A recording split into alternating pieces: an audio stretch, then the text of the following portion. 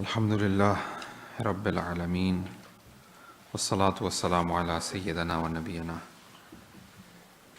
Tabibina Habibi Nufusina Ashrafil Anbiya'i wal Mursalina Abil Qasim Al Mustafa Muhammad wa alayhi tayyibin al-tahirin al-masumin al-mazlumin wa la'natu ad-da'im ala a'da'ihim ajma'in min al-an ila qiyami yawmiddin.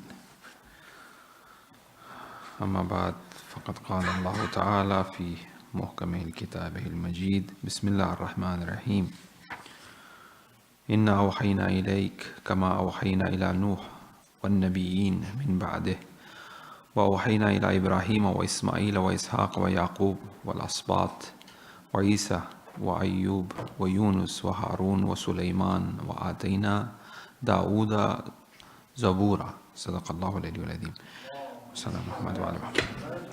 We are looking at lesson 4 in Ulum al-Quran, in the sciences of the Quran, and trying to understand Wahi. And inshallah we'll try to finish it today, this chapter, so that we are left with no knots untied. As we said in the beginning, Wahi, by definition, it's some sort of secretive ishara, an indication, a message, a makhfi message, a hidden message. And Quran have used Wahi in different aspects, in the sense that not only angels bringing it to the Prophet, but even, to a bee, or, for example, shayateen, doing our wahi to each other. So the same word is used in the terminological sense. Now, when we look at, for example, in relation to the Prophet, we find that special or specific requirement is needed for that special wahi, which comes from an angel. Not that ilham, like for example, Hazrat Musa's mom had that ilham to put Musa in that cradle, right? Or not that, because wahi is also gharizeh, meaning that sort of, what do you call that, natural instinct of a person is also, God have used it as wahi. It is something, if you look at it, if you want to analyze the substance of the wahi, you would find that it is something natural to insan, that conscious from inside of his. But however, this conscious is influenced or contaminated. Sometimes we don't really, listen to this call that comes from inside, that ilham that comes to us. Sometimes because of certain lutf of God, things are clearer to us, that we have to be included in that special kindness and lutf of God. For us to be, be part and parcel of this deen, of our religious activity and spirituality, that lutf of Allah subhanahu wa ta'ala is very important. Because lutf is different to the qudra that God gives us. Everybody have the qudrat to do ruku and sajda, but not everybody do ruku and sajda. It is the lutf of God which, showers on us. Because of that, His lutf, we do that. So the same way, consciousness, that sort of ilham, that instinct, that natural instinct is like a wahi, because it has that divine material. That substance is very divine, right? And this requires that lutf. So if that lutf is there, this consciousness will be very pure, right? Like for example, for the prophets, they are masoom. They are masoom because of the lutf of Allah subhanahu wa ta'ala. They have that free choice. We all have free choice. Time of prayer is there in qaza, and how stressful we get. It's getting late, we have to reach, pray somewhere, gas station, whatever, right? But we can't just sit like that, right? Because that's lutf is there. We have that freedom to do so what we don't. The same way for the Prophet. So wahi, it is something internal that comes from inside. And it becomes stronger, so to speak. So it's a natural instinct first, then it's an inspiration, and if it continues, it could become a prophetic revelation. So that instinct itself is wahi, for insan, right? It's a type of communication from God, isn't it? Our fitras accepts God because God is communicating with us. Because wahi is a medium by which God speaks to anybody, right? In the sense of the Prophet is a proper revelation, wahi in that sense. But wahi itself is a medium of communication of God. So obviously when it is that medium of communication, it has to be natural instinct. Naturally we hate zulm because there is some sort of communication from God to us to hate zulm. So we do that. If it becomes greater, this natural instinct, if it becomes more pure, away from all contamination, then there's ilhamat starts. To do it this way, to do it that way. Yes? Just briefly say, translate, for remove all any doubt. Lutf and Qudrat, how to translate. Yes. Lutf is translated as kindness of Allah subhanahu wa ta'ala. Favor, in a way, in other words, you could say that, kind of like favor. But kindness is more accurate, right? Of Allah. Like Allah is Rahman and Rahim. He is Rahim to Mu'mineen. He is Rahman to everybody. He provides rizq to all because he is Rahman. But he provides special rizq to Mu'mineen, which is rizq manavi, because he is Rahim. Now, yes, why? Okay, that is itself is a question. Good, why? Right? But in terms of understanding that lutf, qaida lutf, the rule of lutf and rahimiyat of Allah and rahmaniyat of Allah is the same material, is the same substance that we find. So then comes ilham. Can we proceed ahead? Yeah. Then comes ilham. Ilham, once again, is a bit more higher. Obviously, mother of Musa is more purer. So she gets that ilham to do so. Right? And that ilham comes with some sort of itminan, tawakkul, taslim, tafweez. All of these aspects comes about, which makes it stronger. All of these realities phenomena are divine. So this ilham is enhancing those divine qualities that I have in me. That ilham is doing that, right? It is not making it weak, it is making it stronger. The same way as if we go further, wahi will make it much stronger, right? So the third is the prophetic revelation, which we said. Just like how, it happened to all of the prophets as we recited, right? And there has to be some sort of quality in those people to really accept this, right? They have to have that capacity of their heart to accept it.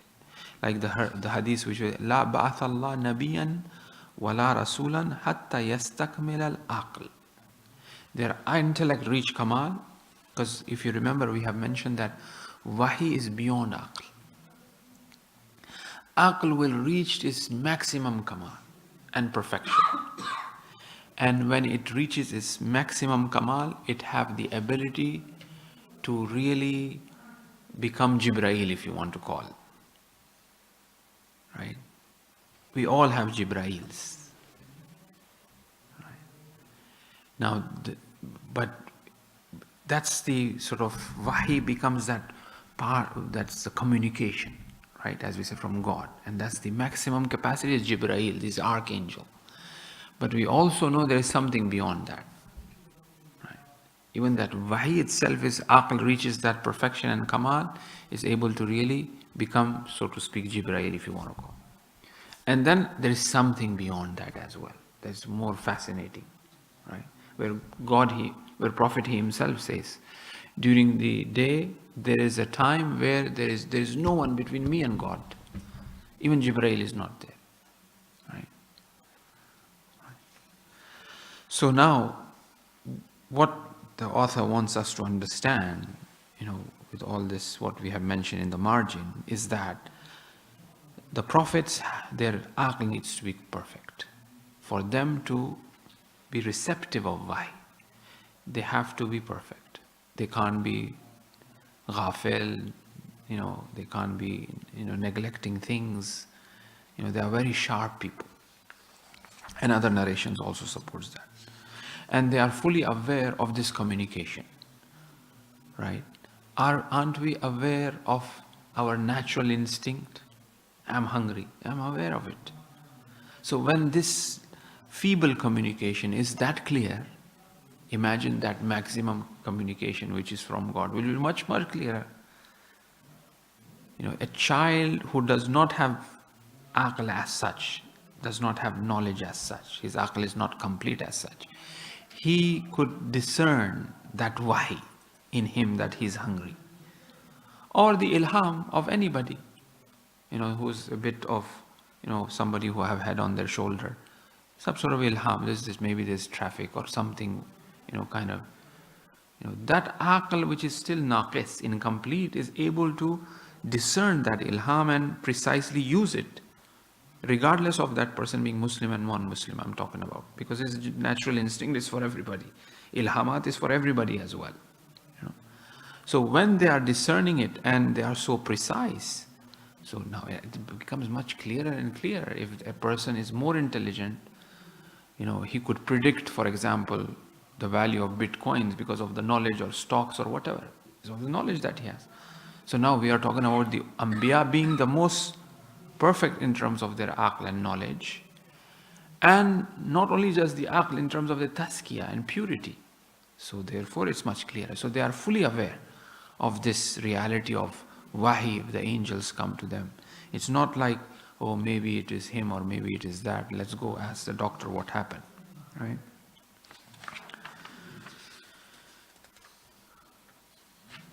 Then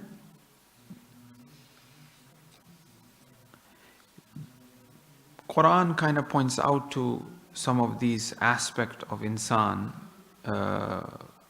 by the criticism of the people. Quran is quoting them that this is a very strange phenomena, right? And that's why you find many of the Orientalists tend to criticize the Prophet of having seizures, what do you call it? He being that, what do you have, this kind of, there's a fits, and a person there's a, not hallucination, epilepsy. Yeah, thank you very much. Yeah, he was epileptic, and this is what will happen to him, for example. It's a very strange thing, that he is going through. But it's natural in terms of a person, if he purifies and he kind of go higher and higher in terms of his aql. That's why, many people regarded Einstein as doing strange things sometimes, right? Because it kind of loses that balance of a person when he reaches that, and if he does not have that capacity. He might be able to see few things, but he can really, basically lose himself. And that's why the Prophet would say to, there's a hadith from Aisha which is quoted usually, that speak to me, bring me down, make me insan, I'm out of my body, so to speak, calm me down. Because a person, if he enters that stage, and that's why you have in khutbah muttaqeen of Amirul Mu'mineen. Muttaqeen are those people, as if you see them, you will think that these people are crazy. Because of the hal that they have, because they're connected to that world. Nothing is here for them. And I have mentioned about Ansari Shirazi, who was our neighbor in Qom. He was a student of Imam Khomeini and Allama as well. May Allah bless his soul. Very person, very akhlaq. Whenever you see him, standing in the saf of noon. Speak to him, he will reply, he will speak to you, he will ask you questions. He will not move or leave unless you basically seek permission. That sort of person. Old man was. But sometimes, I saw him without khaba, with a very scruffy amama, all, without abba and khaba open, just walking, looking somewhere else.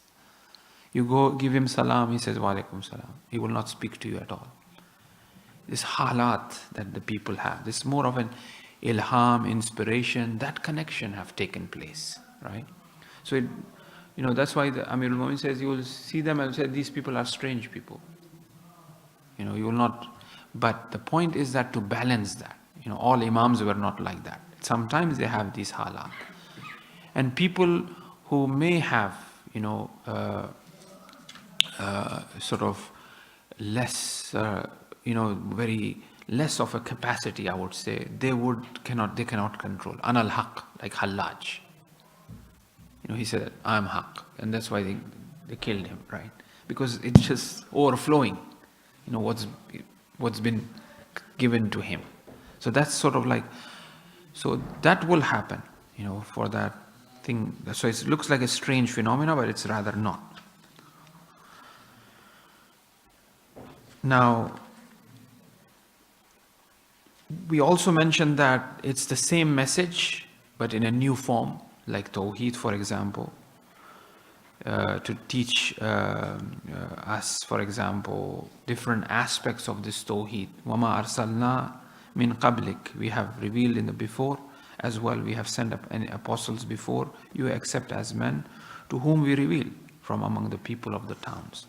It's compatible with the town, with the place that they are, and the unique nature of the Quran is that it is eternal, as we discussed in our previous lesson. And there is consistency in all of these messages, the Old Testament, the New Testament, and the Quran. Amara Rasul bima unzila ilayk min rabbim. The apostle has faith in what has been sent down to him from his Lord, and all the faithful, and the scriptures of the past as well, right? Now, tonight what we wanted to look at is the different types of receiving wahi. There is a wahi which is direct and immediate communication from God. This one a person needs to be very technical in terms of understanding. Yes, we have different terms for wahi being used, but when it is being communicated to the Prophet, it may have a different meaning. Like, for example, the author of Ya ayyuhalladhina amanu aminu. Amanu aminu, same word, same meaning. Have faith, have faith. But both have a very different meaning. Oh, people who have iman, right? Iman, but both of them pointing out to different types of iman that one should have. So wahi has been there, but it's different types of wahi that has been communicated. Sometimes these communications direct in the sense that they are either vision, a person sees, or verbal, like Hazrat Ibrahim tells his son, I saw you and God commanded me to really do the sacrifice. When he was old enough to assist in his endeavor, he said, my son, I see in a dream, I see. That is wahi. Hazrat Ibrahim had a wahi in the dream. So that's also a communication once again. It's a form, right? Direct from God. There is no angel here. I am seeing. I'm not seeing an angel who is speaking to me, but I myself seeing. I myself hearing, right? Directly. Right? And then he sees, I saw a dream that I am sacrificing you. See what you think. He says, Father, do whatever you have been commanded. If Allah wishes, you will find me to be the patient. Right? So it's direct. Is there some? No? Oh, okay, all right. So there is a direct communication. Now, Prophet also had mentioned this. Sometimes I have a direct communication from God, without any angel in between. Number 2 is behind the veil. Wahi could behind a hijab. وَبَعْضٌ كَلَّمْتَهُ مِنْ شَجَرَةٍ تَكْلِيمًا. From the tree. God creates that speech through a hijab, through a medium. Right? It speaks. Right? For example, the child speaking is not natural, unnatural phenomena. That the Yusuf, witnessing Hazrat Yusuf that he is innocent, or Hazrat Isa alayhi salam himself. That's God speaking. That's wahi through a hijab, through a medium, right? That's a form. According to some hadiths, when Prophet Muhammad went to Miraj, there were cases in which God spoke to him from behind a veil. We hear, and it was the voice of Amirul Mu'mineen, they say.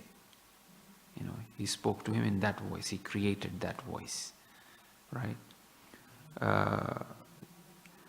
That he was hearing a voice, but he was not seeing anyone talking to him. Nobody was there, but he was hearing a voice, through a veil. Through a messenger, which is messenger meaning an angel. Not a messenger as a Rasul, no. Rasul as a Jibrail or an angel, who would come and وَإِنَّهُ لَتَنزِيلٌ رَبِّ الْعَالَمِينَ نَزَلَ بِهِ الرُّوحِ الْأَمِينَ. So this indeed a book sent down to the Lord of all the worlds, brought down by a trustworthy spirit, Ruh al-Amin, who was the one who brought this. This could be Jibrail, but it's not always Jibrail who would come to bring this message. Sometimes it's other low degree angels who would bring that.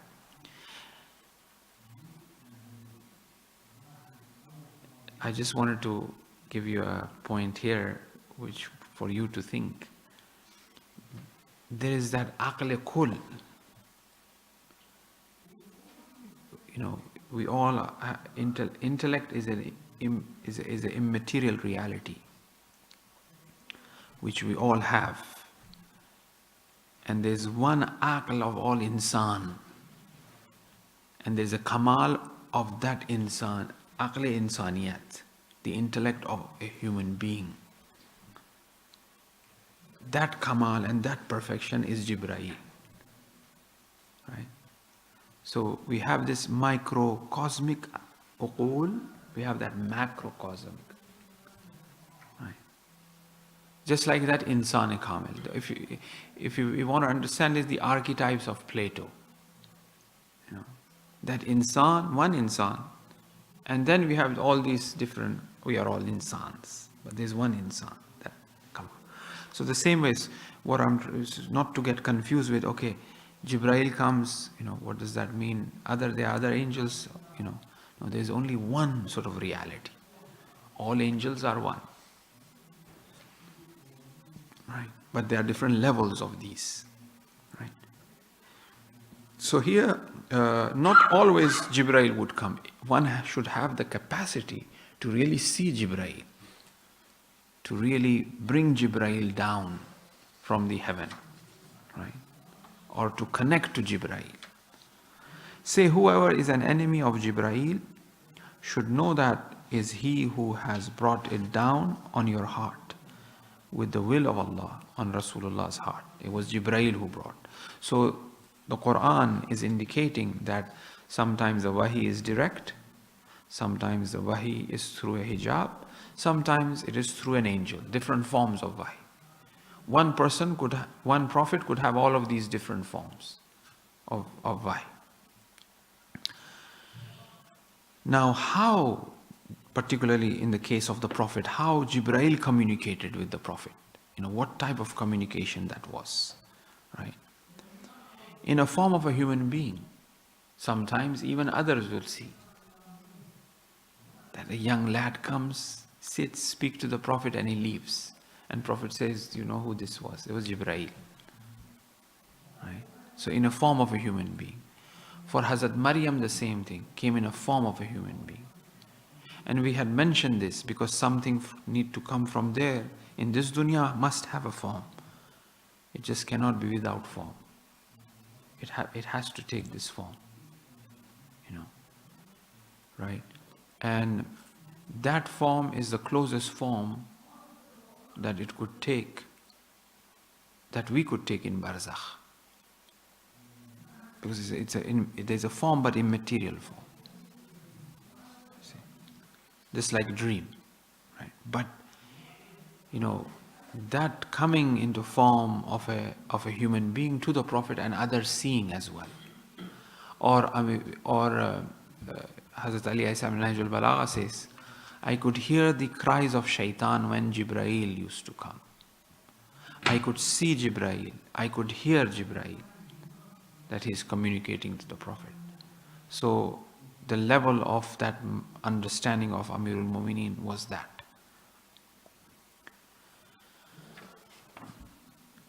In another way that Jibraeel communicated was, for example, the other way Wahi communicated to the Prophet was in the sound of a bell. Like Prophet would say that, like huge bell was ringing very hard. When the angels would communicate with the Prophet, sometimes the angel would call in the ears of a Prophet like the sound of a bell. Some ulama say that this is a very difficult and perhaps one of the most difficult types of receiving wahi. Some sort of sound waves or whatever, which the Prophet would eventually come to the understanding of it, and then relate it to people, those words and those meanings. Imagine there is a very huge bell and your ear is next to it and it rings. This would be very painful. Of course, we have to understand that these are just description to give us an idea what it is. To really, the vibrations, how a person will feel, some very strange phenomena, right? Very difficult to really comprehend. That's the closest we could understand, like screeching sound, and what it does to us. No one truly understands wahi unless he receives wahi. As we have no idea, these expressions have been used to make us understand. So we say it is like a bell, but it was not a bell. It's not, but it is like a bell, right? It's not like jingle bells, that we hear. In its original form. Another type, some ulama say that at the time Jibraeel appeared in the same form that Allah created him. Right? How he came to the Prophet in the cave of Hira, for example. Once again, the description of the angels, how big they are. Once they asked the Prophet, from east to west, their wings and how big it was, and these are the description given, encompassing the whole kainat, but at the same time, having some sort of form to it, right? Now, the question is why different methods of revelation have been used. This could go back to the prophets themselves. This could go back to the time that they were in, the time that they were living in. That Allah chooses,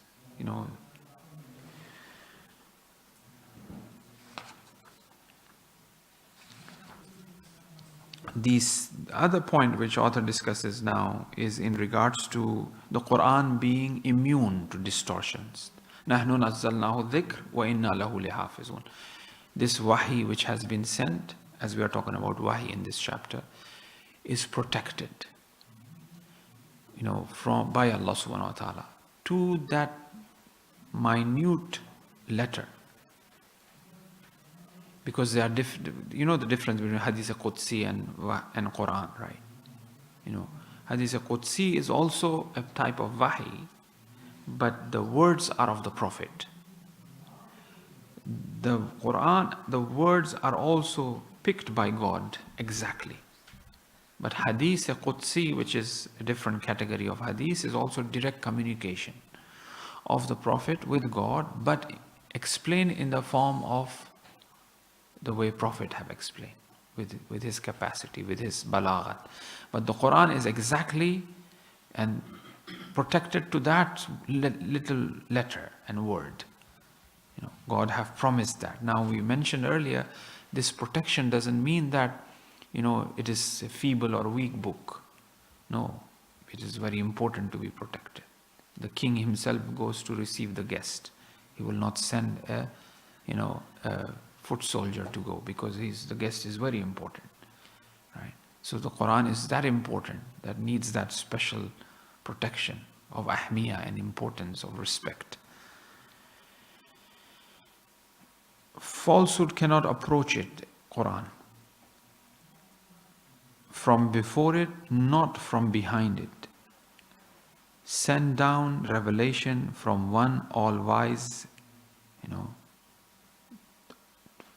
falsehood cannot reach the Quran. God have really promised its protection. Now, if you remember, we had mentioned that this book is ladaina, it is near us. The same way, it is the word of God. The word of God is no different from the action of God. The action of God is no different from the knowledge of God. So this whole Quran is from that ilm, it's from that knowledge of God. So the Quran it contains all of the qualities of God in it. And one of the adab of the Quran to recite, one of the adab means way or method of reciting the Quran, as we mentioned, is to really look at the names of God in it, not names which are apparent. Ghafurur Rahim, Azizur Rahim, Rahman or Rahim, or no, not apparent names. Apparent names are there, we all can discern. But try to look at the names that are behind the stories of the Anbiya, of the prophets. What name is that is reflecting?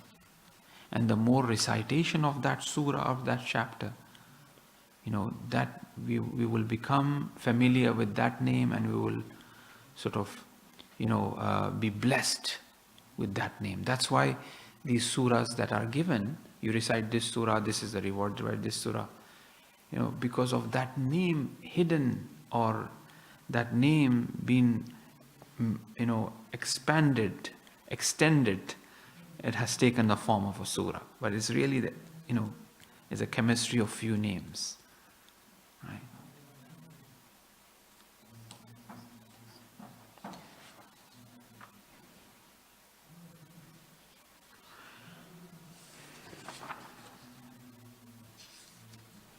There's a paragraph which is brought by the author in regards to, as we were mentioning, that these kalimat, these words are from Allah subhanahu wa ta'ala himself, from Allama Tabatabai. He says that, I think this is in Islam, Islam or Quran in Islam, I think this book of Allama Tabatabai. The general belief of Muslim concerning the revelation based on the Quran is that the text of the Quran is the actual speech of God transmitted to the Prophet by one of his chosen angel. The name of this angel or heavenly being is Jibrail or Ruh al-Amin. He transmitted the word of God over a period of 23 years to the Prophet. He would bring the divine instructions to the Prophet, who would relate them faithfully to the people using the same words in the form of a verse. So exactly the words, letters being chosen is by God. So how pure this book that we have, that even the letters, looking at these letters, putting it on our walls, it is something very divine. And this wouldn't have been happen if the Prophet was not there. He has left something very powerful to mankind, that a direct communication of us with God through him. He brought that, right? And it's with us. And our belief is that Quran is hayy, is alive.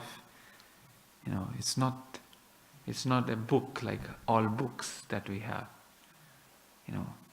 So reading of it, touching, placing on our head, all of these things have very powerful implications. When we go on a trip, we go underneath, we take the air of it, we read few verses, keep it with us all the time, right? These are all very powerful things because of the purity of this thing. Now, this book have been used or called as Quran. Iqra bismi rabbika alladhi khalaq. The term Quran, now the author looks into what is this called, like suhuf or like kitab, and Quran, for example, kalamullah, all of these words, different words used by the Quran to really describe itself, like alif lam ra, kitabun uhkimat ayatuhu thumma fussilat min ladun hakimin khabir. Alif lam ra, this is the book. This is a book whose signs have been made definitive and then elaborated from one who is all wise and all aware. Alif lam kitabun. So the Quran have used to introduce itself as kitab. It is called kitab. Or it is called, for example, Quran from Iqra. Something which is readable. That's what Quran is, something which is readable. Then kitab. Then suhuf. Rasulun min Allahi yatlu suhufan mutahharatan fiha kutubun qayyama. Prophet is someone who is reciting the suhuf, scriptures, wherein are upright writings. Or in the previous era as well, we say suhuf Ibrahima wa Musa in Surah Ala. We recite the suhuf, the book, the scriptures of Ibrahim and Musa. Kalamullah. Now it has used as a Kalamullah. In this verse where it says, if any of the polytheists seeks asylum from you, grant him asylum until he hears the word of God, of Allah. Then convey him to his place of safety. That is because they are a people who do not know. So here, kalam means word.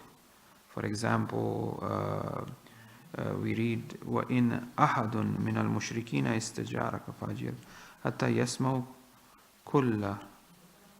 كَلَامُ اللَّهِ. Yeah, there's a kalamullah. Hatta yasmau, until they hear kalamullah. So they hear the kalam is used in regards to the Quran. Then qawl, inna sanulqi alayka qawlan saqila. We shall charge you with a speech which is qawl saqil, heavy, very. So Quran is very heavy. So it's mentioning to the Prophet. So qawl is also used as definition or introducing the Quran. Now, we also find that sometimes, the way Quran says that tilkal ayatullah natluha alayk bil haqq. It's more of a natlu tilawat. It's been recited to you. These are the book. Or rattil al-Qur'ana tartila. And recite the Quran in the measured tone. There's a lot to do with the sound of the Quran that makes the soul uplift. And this is a common phenomena in all religions. The effect of sound. In Zen Buddhism, in Shinto, in Hinduism, there's a lot of power in the sound, which kind of moves a person, even if he doesn't understand. That's why people say that when we listen to the Quran, something happens. So that's why the emphasis of recitation, the qira'at, is very important. So it kind of uplifts our soul, right? I think then the author looks into it being in Arabic, inshallah. Perhaps we'll open it up for question and answer. This ends this chapter. So in this chapter, while discussing the wahi, he pointed out to the definition of wahi and different types of wahi that are there, the capacity of those individuals who can have wahi, and the different ways that wahi came to the Prophet, the different means that we find these wahi came to the Prophet, and what this Quran is been called, or this wahi been called in the Quran, inshallah. Any questions? Bismillah. You mentioned like a paragraph of another. Yes. There, a lot of mentions, if I understood correctly, that the message of the Holy Quran reached the Holy Prophet Muhammad through the Ruh al-Amin. Mm-hmm. Always through the Quran reached, or was it the other ways of through the whale or that? All these different ways the Quran came to the Prophet. Even the bell, sound of a bell, even directly, even a person in a form of a human being, a person coming and communicating to the Prophet, and Prophet hearing, for example, those words, or seeing Jibreel. Prophet saw Jibreel, for example. So all these different ways that we have discussed, for the Prophet it happened. Like previously, like as we said, not everyone saw Jibreel. Prophets hear Jibreel through a veil. Hazrat Musa through a veil as well. Perhaps not necessarily saw Jibreel. Prophet saw Jibreel. Yes. Yes, just to continue from that, you were saying about when Hazrat Jibreel came, and to enter this world he had to take a form. And you said not just the Prophet, but other people witnessed him, saw him. And you went on to say that any being which is not of this world, when it does enter this realm, has to take a form. When you say a form, does it have to be necessarily, can it be, for example, a transient sort of metaphysical form where it's not necessarily a solid? So for example, a jinn, angels, or any other kind of creation of Allah, it doesn't necessarily have to be in the shape of a human or a solid form. Can it be a transient, where you can maybe see a shape, or you can see that there is something there, but it's not. It's hard. That Yeah. we are necessarily used to as humans. Yes, that is correct. Yeah. So it has to take a form, but it doesn't have to be. You said Jibreel came as a human. As a human being. But other creations don't have to come in that form. You mean wahi coming in a form, like taking a form of a horse? You're saying, for example, hypothetically speaking. Hypothetically, that could also be one, but also hypothetically speaking, that if it's not necessarily an angel, but like I was saying, like a jinn or any other, like you're saying, a creation that enters your realm, must take a form. Must it take a solid form? Yes. Or could it be a metaphysical form or a transient form? It's usually a transient form, not like a proper physical form. Right. But it might look like a proper physical form. The angels came to Hazrat Lut with nice clothes and proper human being. And Hazrat Lut said, "Oh, come on, food is ready." He said, "We don't eat. We are angels, right?" So they took that proper, form. Now, it could be Hazrat Lut is seeing this like it could be apparitions where Hazrat Lut is only watching it. But now, when it comes to Hazrat, to the Prophet, we say that people saw, a youthful, young, good-looking person coming and sitting with the Prophet and speaking to him. They are all sitting around him, and then he leaves.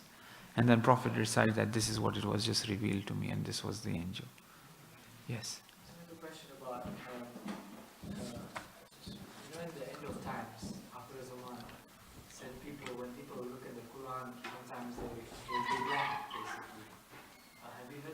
They will go They will look at the Quran where they have black, blank. blank. Yeah.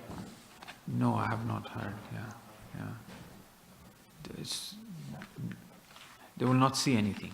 They will not see, they will open the Quran. I think then we are definitely in Akhir Zaman now.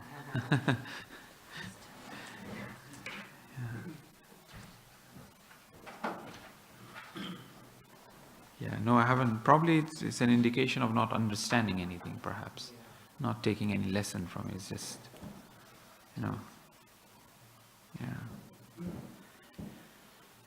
Yes. Question. Yeah, inshallah, in this break, I will, I had promised last week, but got, overwhelmed with work. How long we are? We are 3 weeks off? 24th we are resuming. 24th of April. So I will send some essays to Brother Arif, inshallah, on Quran. Maybe you can take a look and have a read, and maybe you can discuss, inshallah. Thank you. Thank you very much, inshallah. Wa sallallahu ala sayyidina Muhammad wa alayhi tahirin.